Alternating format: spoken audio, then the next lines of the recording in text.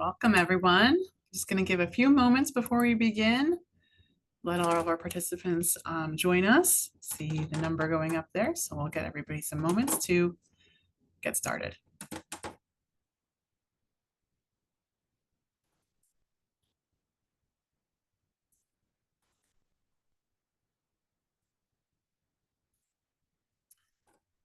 All right.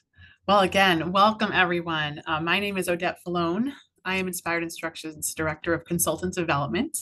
And I'm very excited to be here with you today to share a classroom management blueprint. So we're going to be talking all about routines and expectations that set the tone from day one, but specifically, really, how leadership practices can reinforce and support the work that we're doing in these classrooms and setting these expectations and routines to build more focused classrooms. All right, so let's get started. Before I share our agenda, I'm actually going to ask that we just complete a quick think about it question. So the question I have here is just, what's the biggest classroom management challenge that teachers face? So I want you to think about that for a moment. You can either scan on my screen, I have a QR code, scan that QR code to open up what's called an answer garden, and you can respond to this on your phone. And what you'll see here, I can pop this for you, this link as well in the chat for you. Okay. And this will bring you to an answer garden poll, or, I guess we'll call it a word cloud. I see some of us already joining in and answering, so that's wonderful. And I'll go back to our QR code in a moment. But all that I ask is that you think about this question and plug in a word or two. Don't worry if you already see your answer there. That's kind of part of this exercise to see how many times sometimes the same answer is added in.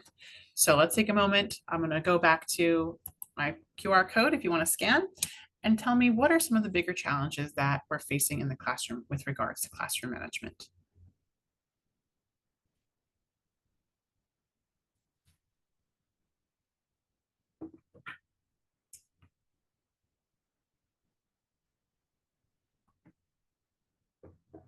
Okay. Hop back over to my answer garden here. So I see distraction, devices, lack of motivation, side conversations, challenging behaviors. Devices definitely seems to be a popular response so far. And it is absolutely something that we are facing in terms of a challenge with our students and the distractions that they cause. So that's a great point. I'm glad that those of you that pointed that out did. And hopefully we can take away some strategies today that can start to develop routines around device usage, but also to deter students from even pulling those things out, because there isn't an opportunity to with some of the routines that we're going to have in place and expectations that we have in place. So thank you for your contribution to that. That's going to launch us off into our agenda for this afternoon. So our agenda today will consist of 5 components. We're going to start off just by identifying the why, right? So why do routines and expectations matter so much? Why are we here today to focus on them? And what's the research say about the importance of these things? We'll then dive into some evidence-based strategies for focused classrooms. So I'll share with you some great ways that you can integrate routines and procedures and processes in your classroom to reduce distractions, to be able to build a strong classroom management structure, and get students focused and attentive for learning. From there, I'm also going to share some leadership practices to support consistency. So across all classrooms, we want that culture of clarity in routines and procedures in the classroom. So how can we develop that in our staff, and what kinds of questions and supports can we put into place to get those classrooms on track? Fourth, we'll spend some time summarizing and coming up with a quick action plan on how we're going to move forward with some of this information. And last, we'll hold some Q&A if there's any questions that you have remaining. All right, so let's dig in. So why do routines and expectations matter? What is the research telling us about the importance of routines and expectations in our classrooms? So routines are a very powerful thing. Focus and routines can create predictable, focused classrooms. So I'm going to share some reasoning behind that. Students research shows that students thrive in structured environments, right? When they are clear on what the expectations are, when they are aware of them, when they understand them, when they've practiced them consistently and they've been reinforced, that is where learning can happen best and most effectively. Also, strong routines will reduce off-task behavior. So if students are aware of what they need to do next, if they're understanding of the next step and what's expected of them, they're less likely to, go off in a distracted manner to do something that they, if they're waiting for direction, right? It can reduce disruptions, and that could free up more time for instruction. It also is said that predictable procedures build that positive climate and promote student engagement. So again, students, we say clear is kind, right? Because students, if they're clear on what they need to do, they're feeling more at ease about what's expected of them, and their engagement levels will be higher. Now, going a little further into that, we can talk about the science behind routines and how it affects brain power and all of that. And so just a quick little science tidbit on this information in terms of routines. Our basal ganglia is really where in our brain habits and routines are formed. So that is where our routine actions are stored, and it allows them to become automatic. Now that's very important, right? So things that we do day to day that are automatic don't take a lot of brain power because they are routines that we're used to doing, and they're stored in a different way. Our prefrontal cortex is where the focus and decision making takes place. This handles students' attention, their self-regulation, their choices. And this part of students' brains, or children and adolescents, is really still developing and still under construction. And while they are building an attention span and developing self-regulation skills and decision-making skills and all of that, there is a lot more effort involved in those components than it would be for something that is a habit or routine. So why does that matter in our classrooms? Why is this so important to understand? It really just reinforces the idea that predictable routines are going to reduce competing stimuli in their brain and free up brain power for work that needs to be done in the classroom. So they're spending less mental energy, less brain power on what to do, deciding, figuring out, understanding, and more brain power is available now for engagement and learning. So really, it's scientifically proven that these types of things will support better behaviors if there are routines that students are familiar with, that they've practiced, that they understand. And it doesn't happen overnight. A routine is not something that will, happen in one day to the next, but it does take practice, and it is definitely worth the work. So I'm going to give a quick little tale of two classrooms that kind of can, in a dramatic way, identify the difference between a classroom that has explicit routines in place and one without. So if we start by thinking about classroom A, I want you to imagine, I'm going to set the scene for a classroom that has very explicit routines and procedures in place. The teacher's standing at the door, greeting each student as they come in, smile or handshake or high five, however they feel most comfortable.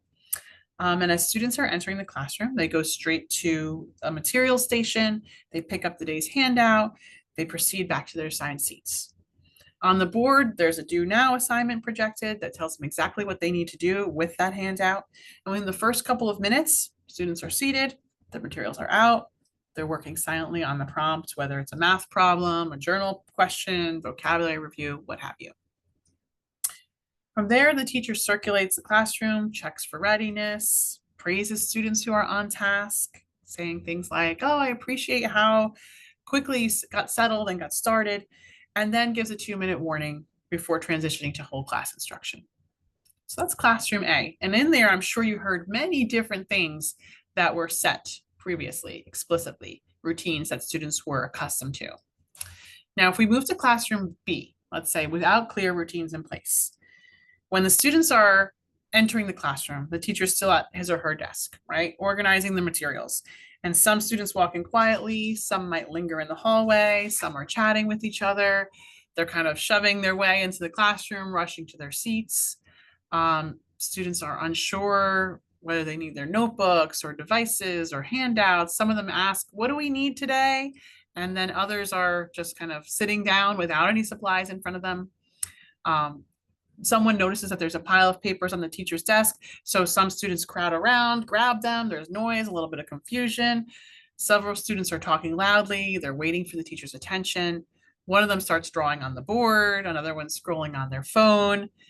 Now the teacher starts to raise his or her voice to calm the class down, repeatedly tells students to sit down, to get ready, tells them what they need to do.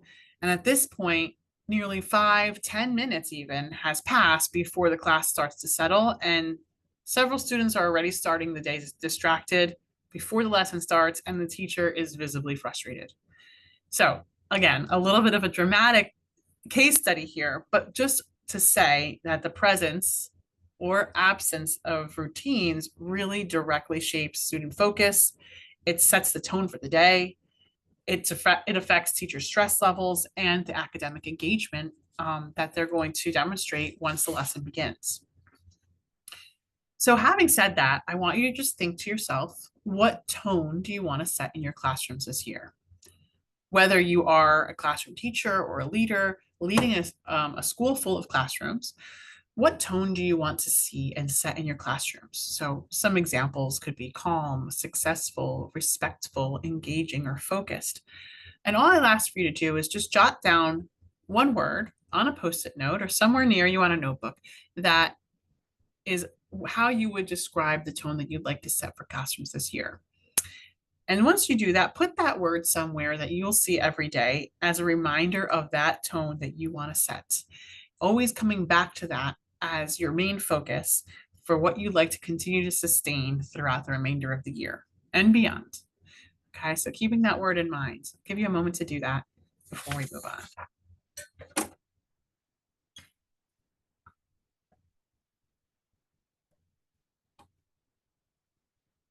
Okay. All right, so evidence-based strategies for focused classrooms. We're going to break down some of these things step by step. And I'm going to share with you a few great resources along the way. And before I do, I want to also share that at the end of today's webinar, we will be sharing a one-page sheet with links to each and every resource that I share with you this afternoon. So not to worry, everything we go through will be in your hands shortly.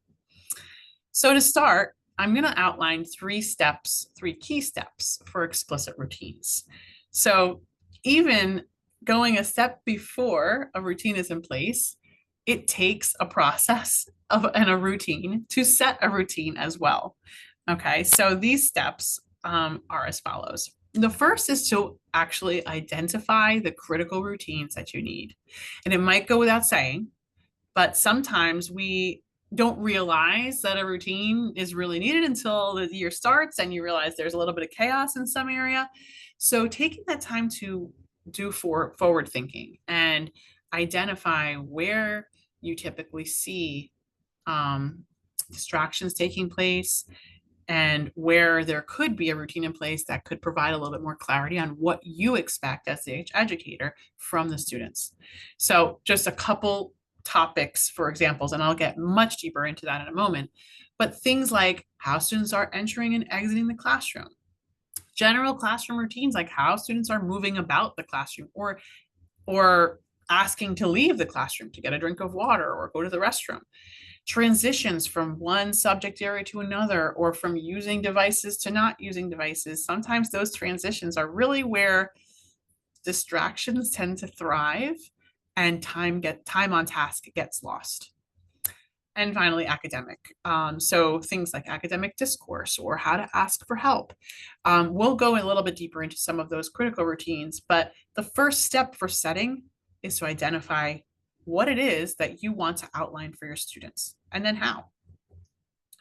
So once you identify the routines that you want to set, you want to model and you want to practice with your students.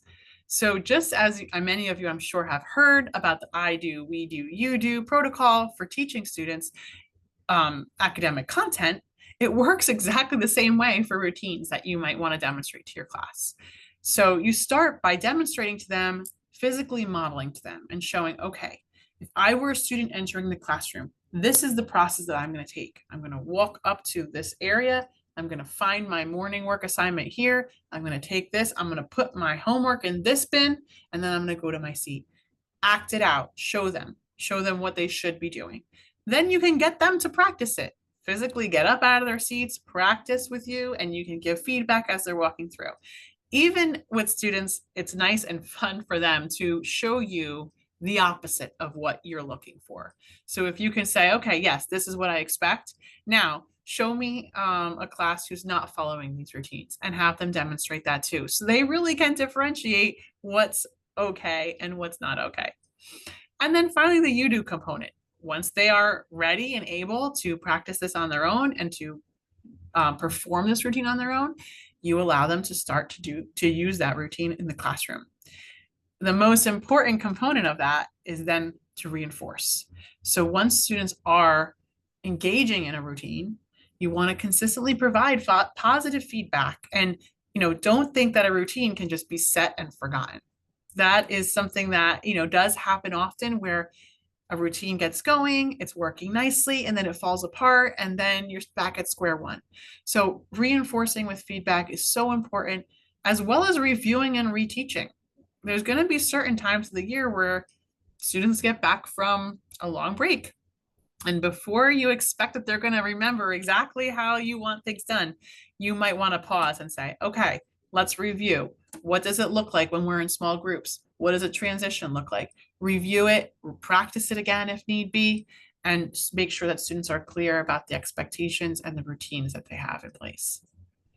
So we're going to go a little bit deeper into each of these steps before we move on to some leadership strategies to support these practices in the classrooms.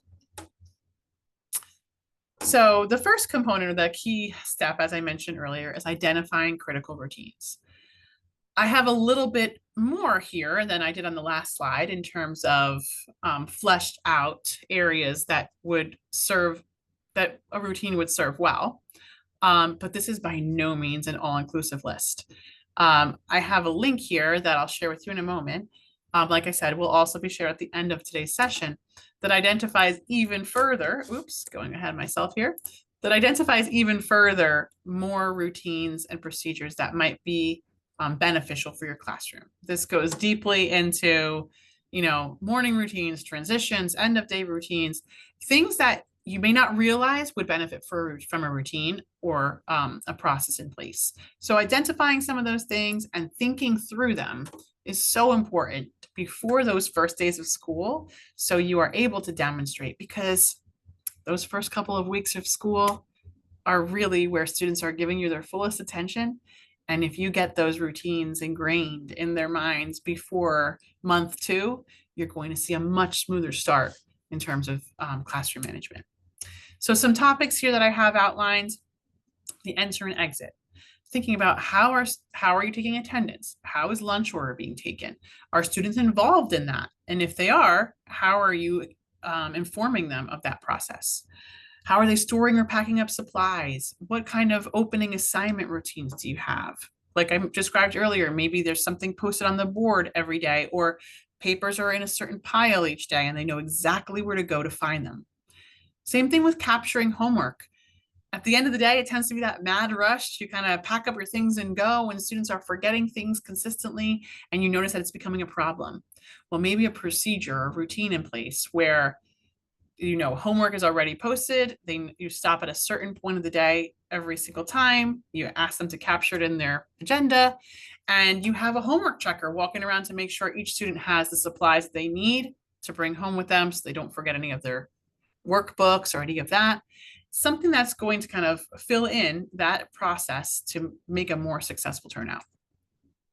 General routines like calling to attention, leaving or moving about the room, even your noise level, you can put structure around that noise level in your classroom. One great example of a call to attention routine that I saw once. And I saw one teacher actually had an X on the bottom of on the floor of his classroom, taped with masking tape or painter's tape. And at the beginning of the year, he shared with his students, when I need your attention, you won't hear me clap, turn off the lights, call your names, any of that. I will stand on this X, and that means that I need to tell you something. And so with practice, of course, did not happen overnight. He reminded and practiced and reinforced this strategy or this process, where he even said, okay, I want everybody working in groups, but keep your eye on me because when I stay on this X, I want it to get quiet. And the kids have a lot of fun with that, being able to like be silly, be loud, and then get quiet when they see the teacher standing on that X.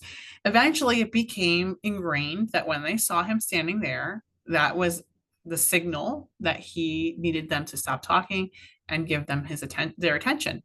And that routine, again, does not come overnight, but it did become a part ingrained in their classroom management plan that was very effective. Transitions are another one. Changing subjects, cleaning up, hallway behavior, all things that can have expectations set and explained explicitly to students in practice. And finally, things like asking for help, using academic discourse, or working in groups. These topics, these academic topics and routines do take a good, considerable amount of time to practice, but will make group work, group discussions, all of that flow so much easier in the classroom. So as I said, that large list of critical routines will be shared with you and is a great launching off point for thinking about structures that can be in place in your classroom. Okay. So teaching routines. So now we've identified how do we really teach these routines and make sure they stick. So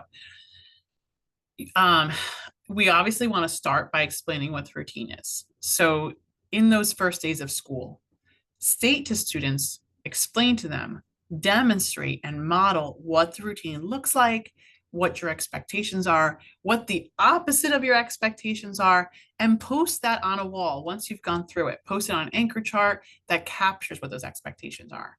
So when you do need to reinforce and review, you can refer back to that and remind them of what you discussed earlier. Once it's explained, practice that, rehearse it, practice as a group, monitor it, reteach it if you need to, give feedback, and continue to reinforce until this becomes part of your students' day-to-day. And it's happening, again, with that routine part of their brain as a second nature type of action. One example of an anchor chart that I've seen in the past is this is something that can help support the noise level in your classroom. Assigning expectations for different levels, like a level 0, totally silent. A level 2, maybe you're whispering and collaborating with your group when you're working with a group. And then that way, each and every time you give them an assignment, you say, this is a level 0 assignment or a level 2 or a level 1, and review what that expectation is. Now you can pause them and there's language behind what your expectations are, where you can say, okay, this is starting to get to a level 3. I need this back down to a level 1. And again, they know what that means because you've gone over what that expectation is. And of course, it's not always going to be perfect. There's going to be times where you're going to need to reinforce and rehearse. But that's all part of the routine process. Another quick example here is of what a classroom exit could look like, right? So taking pictures and using your students in those photos to demonstrate what a perfect line all the way against the wall, one head behind the other. That's what your expectation is when they're lining up to leave the classroom. You should see what you see in that picture next to the number 3. And you can have them act out. Okay, what's a almost perfect example of lining up? Okay, some people are sticking off to the side. Some people might be leaning against the wall. It looks okay, but it's not exactly what your expectation is.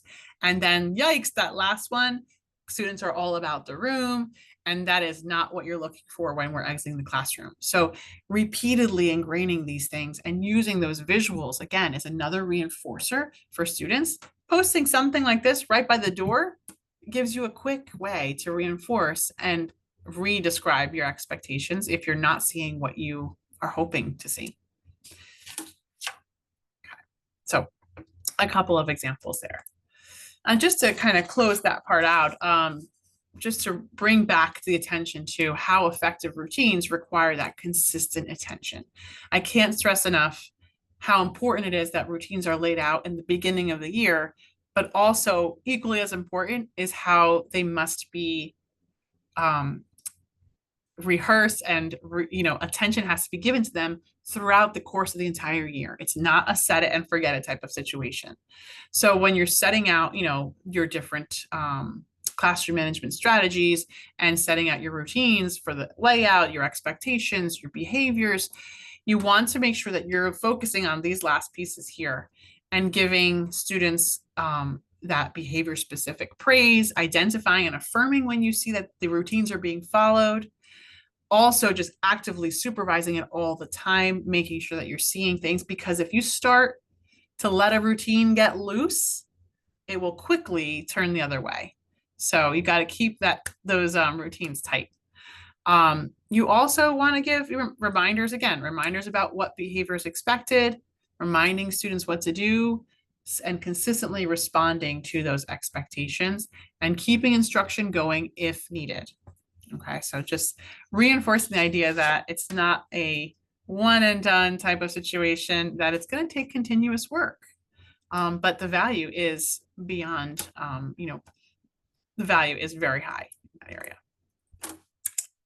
Okay, so a quick, another resource that I like to share in terms of bringing student accountability into the picture when you are setting some of these routines. Now, there are so many routine key areas that you can set up routines that I shared with you earlier.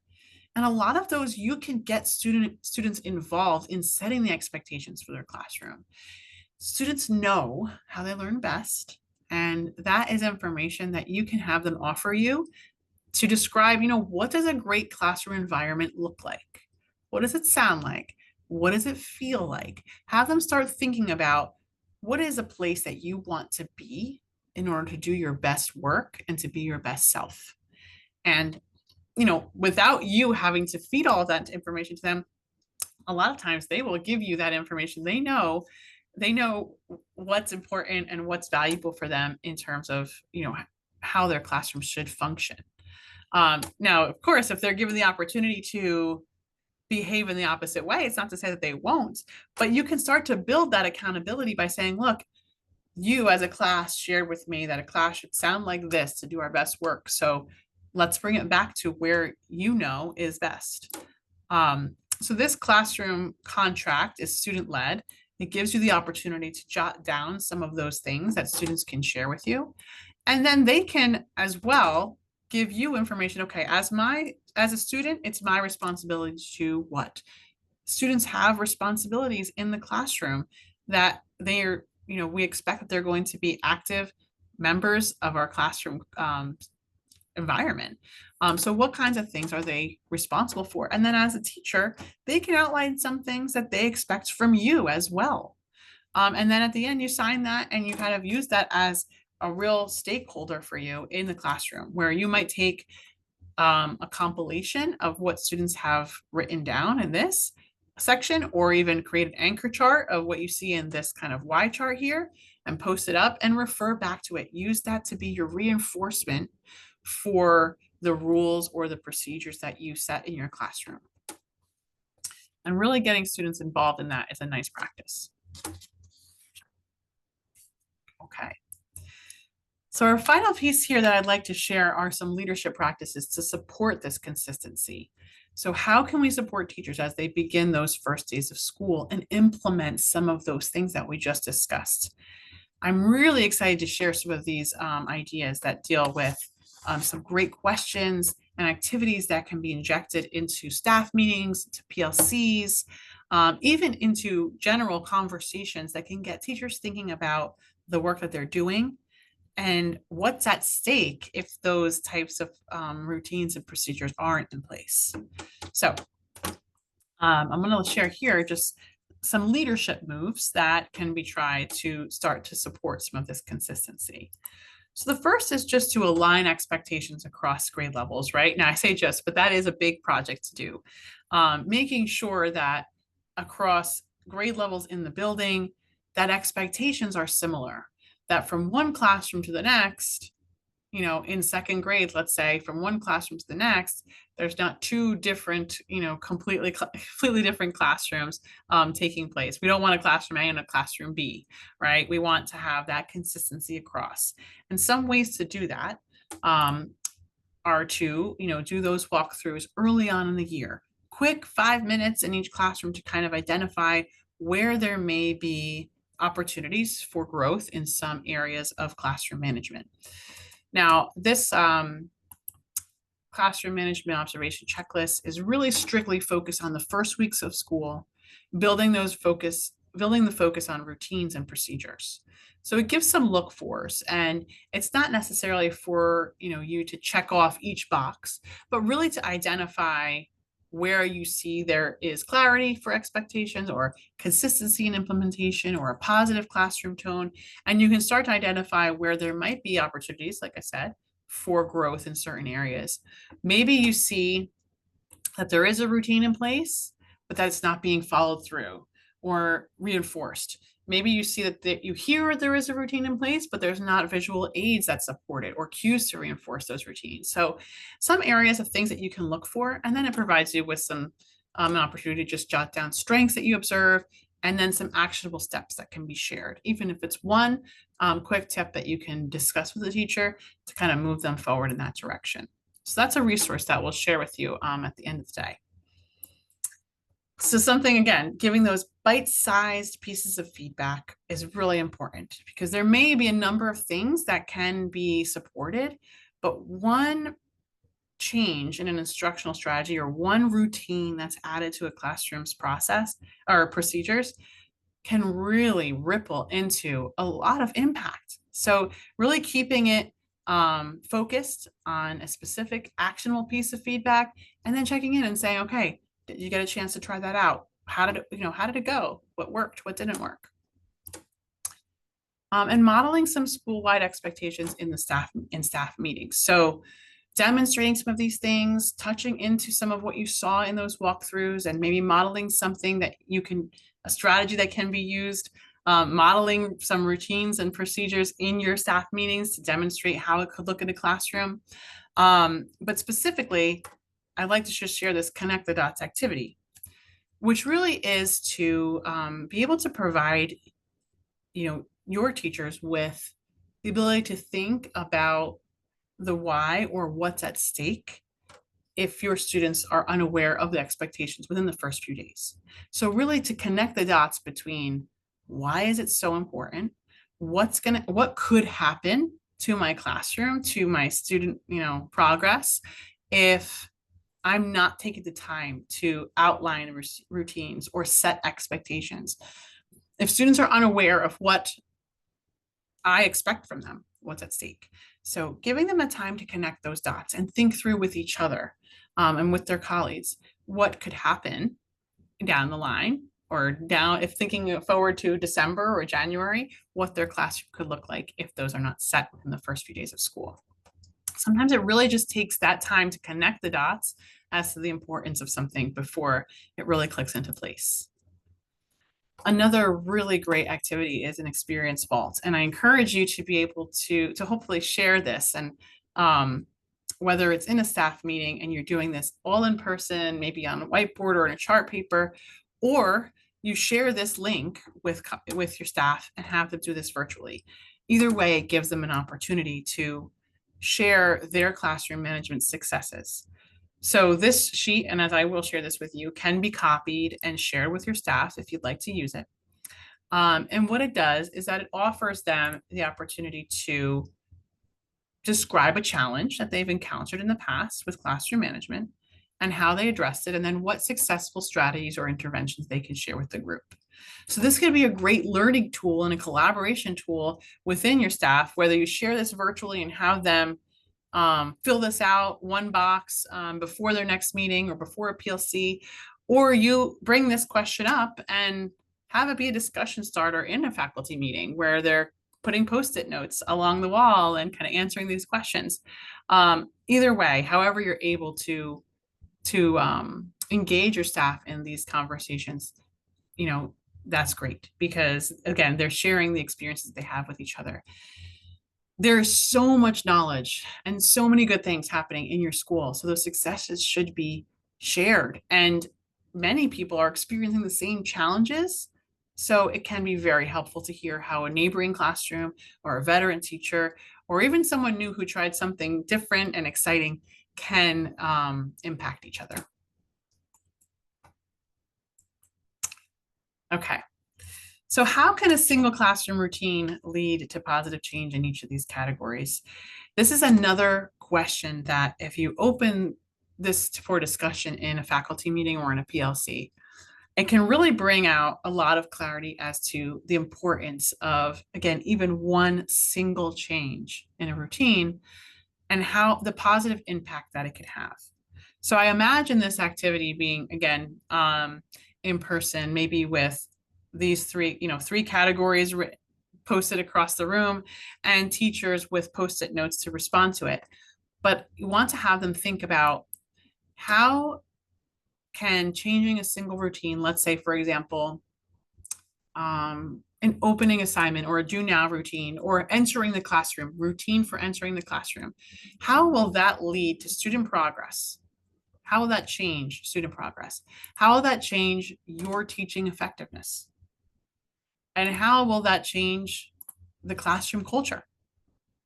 Okay, so one change can affect these three things in a big way. There is a big ripple effect that can take place if a routine is in a structure and a routine is in place and it's being done effectively. So those kinds of conversations and discussions can really be very, again, very eye-opening for a lot of teachers and can be a great way for teachers to align with each other and to be able to identify big picture. Why are we doing these things and why are they so important?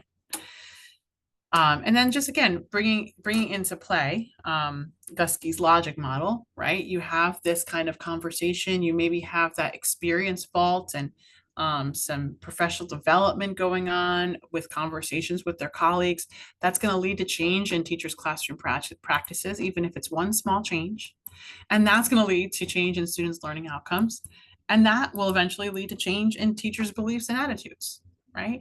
So once they really see that win from that small change, it's going to make them want more because everybody wants their classroom to run smoothly because we are all here for our students and we want to see them succeed. So that's going to, again, lead to that if we start to have those expectations set. All right. So all of that to now I just like to summarize some of what we talked about today and hope that we can take away at least one thing, two or three, hopefully as well from today's session. But just to quickly summarize today, our first point is just how students thrive in structured environments, right? So we want to make sure that we're setting those expectations, making them clear, that we're consistently reinforcing them, and that we are following through with them and we're not letting those routines get loose, right? Don't set it and forget it. Make sure that you're there and you're monitoring those routines and making sure that they are being abided by. And providing the positive feedback that students deserve as well. Secondly, routines can be explicitly taught and reinforced. It is proven that this can be. Evidence proves this. So in order to explicitly teach routine, you want to follow these steps. Identify the key routines, right? So figure out where you want to start, which ones you want to highlight and begin setting expectations for. Modeling the behaviors and acting them out, practicing and demonstrating them for your students. Rehearsing until you can see that they understand and then they know how to follow through with this routine consistently. And reinforce. Keep it going all year. Reinforce it, review. Don't just set it and forget it. And finally, as school leaders, we want to lead with consistency and school-wide alignment. So those questions I shared earlier are some great ways to get teachers on the same page, thinking through some of their similar challenges, sharing some of their successes and interventions that have worked for them in the past, and keeping those classrooms consistent with each other. There's so much value in your buildings to be able to share, to be shared. So try as much as you can to bring that out and facilitate those conversations to get people learning from each other, and change will happen.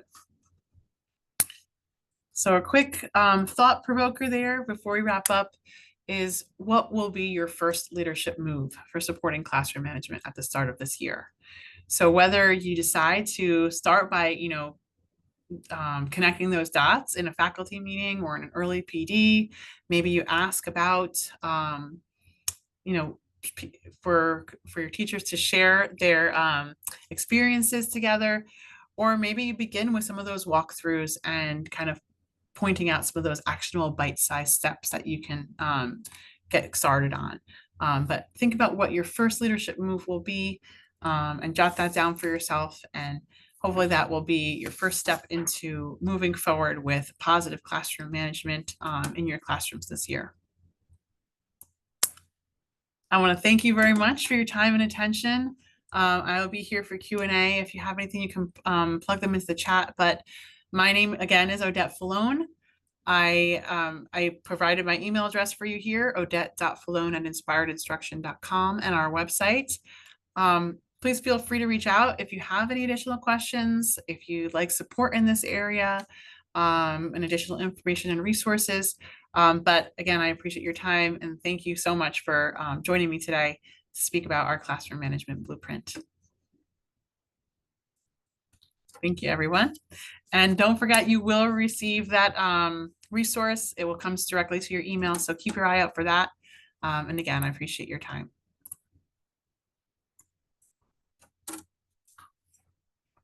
Have a wonderful, wonderful afternoon.